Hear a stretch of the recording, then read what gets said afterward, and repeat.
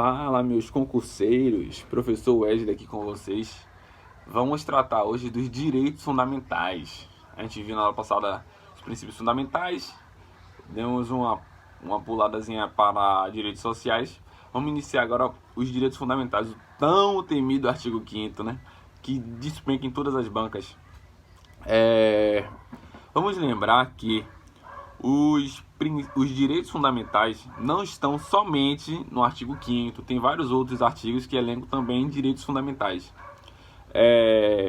Vamos iniciar falando dos 3 pilares dos direitos fundamentais, né? Dos direitos humanos fundamentais, que é a terminologia internacional. O primeiro pilar é o pilar do justnaturalismo. O que é isso? Justnaturalismo é a posição que a pessoa, pelo seu status de pessoa, já goza de direitos fundamentais. Nasceu, já tem direito fundamental, entendeu? Só pela sua posição de ser humano, você já tem direito fundamental. O justpositivismo, que é o segundo pilar, também é, como o seu nome já diz, positivismo, é a positivação desses direitos fundamentais para as leis, para os códigos. O terceiro pilar é a moral comum, a ética, os vínculos sociais, a vivência em si é também um tipo de direito fundamental. O grande marco da evolução dos direitos fundamentais surgiu em 1215, quando o rei João da Inglaterra assinou a Magna Carta, criou, digamos assim, para limitar o poder dos monarcas. Esse foi um grande salto, uma grande evolução dos direitos. Partindo daí, o justpositivismo tomou mais força. E aí tiveram vários outros tratados, que aí quem vai tratar com vocês é o professor de Direitos Humanos. Mas só para vocês já terem uma base do que se trata. Entendeu? Dentro do constitucionalismo, temos a Declaração de Direitos, que é o Pacto Social. Esse pacto social é o que regula e normatiza as relações interpessoais. A Constituição é o pacto político. Declaração dos Direitos, pacto social. Constituição, pacto político. Escrito. As características dos direitos fundamentais, vocês têm que anotar, né? Anota, pega o caderno aí e anotem. Eles são históricos porque a formação dos direitos fundamentais se dá no decorrer da história, na evolução do ser humano. Universalidade, porque os direitos fundamentais são reconhecidos a todas as pessoas, todas. O cara pode ser o pior marginal, o pior bandido do mundo, ele tem também direito fundamental. Irrenunciabilidade, não se pode recusar. Pode ocorrer o seu não exercício, mas nunca a sua renúncia total. Porque nós temos o direito à moradia, mas se você não quiser ter uma casa, você pode. Você pode não ter uma casa, mas você não pode recusar o direito de você ter uma casa. Concorrência pode ser exercido cumulativamente ou isolado. Você tem o direito à saúde e à educação, você pode exercer os dois? Claro que pode, logicamente.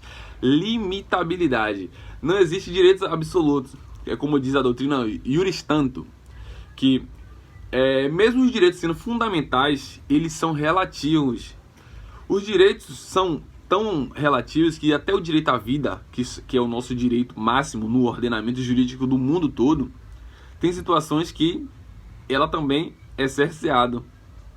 Para vocês terem uma noção mais real assim, do que é o relativismo dos direitos. Dentro do limitabilidade, vemos que no conflito de direitos, a resposta estará na Constituição Federal ou na interpretação do juiz, que contará com a teoria máxima da observância dos direitos fundamentais envolvidos, conjugando com a mínima restrição possível. Foi o que eu falei. É um conflito de direitos em qual se sobressai. Você tem que analisar o que a Constituição diz e o que o juiz irá interpretar. Inalienabilidade são conferidos a todos, ou seja, todo mundo tem e não podem ser transferidos, muito menos comprados, vendidos. Não podem, eles não podem.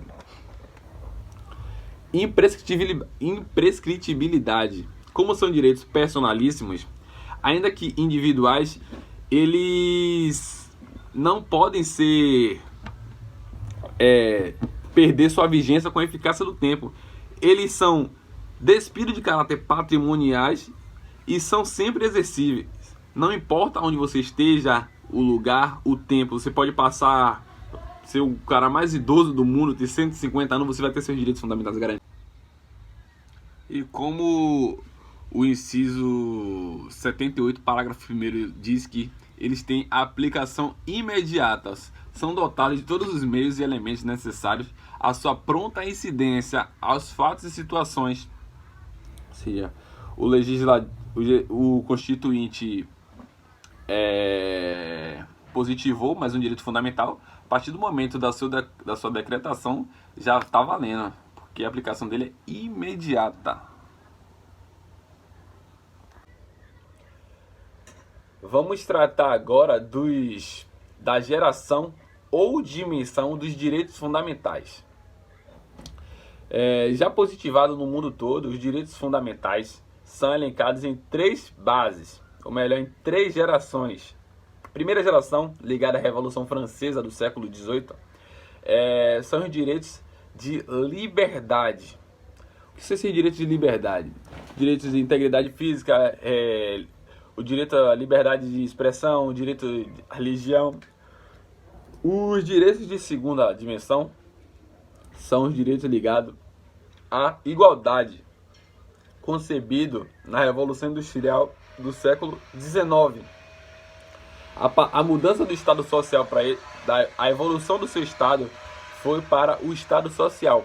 Na primeira geração foi para o Estado liberal.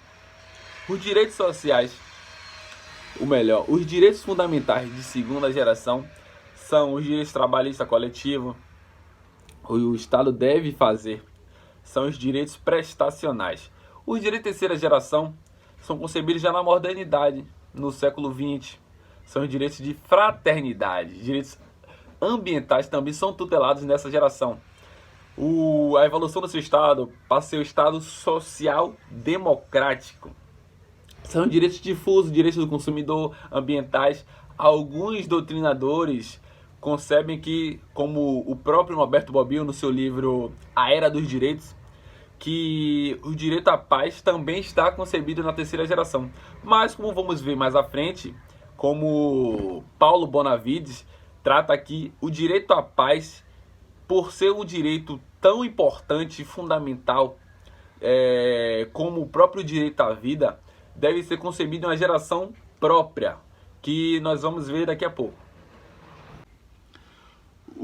Passando agora para os direitos fundamentais de quarta dimensão, Norberto Bobbio elenca aqui os direitos de quarta dimensão, são os direitos da bioética, os direitos da manipulação do genoma, mudança de sexo. Paulo Bonavides traz que os direitos de quarta dimensão são os direitos oriundos da globalização, os direitos da democracia direta, informação, pluralismo. Essa doutrina da quarta dimensão são compreendidas por vários professores, Pedro Lenza, Marcelo Novellino, Erival Oliveira. Temos direitos fundamentais também de quarta dimensão nos artigos 225 e no artigo 150.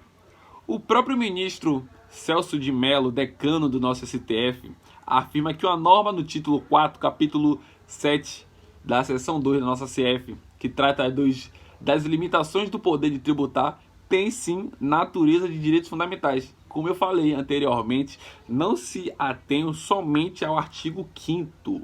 Outros incisos são considerados também direitos fundamentais. Porque, principalmente, os direitos fundamentais não tem um livro de direitos fundamentais, não tem. Muitos são doutrinas, são jurisprudências. Então a gente tem que analisar essas situações.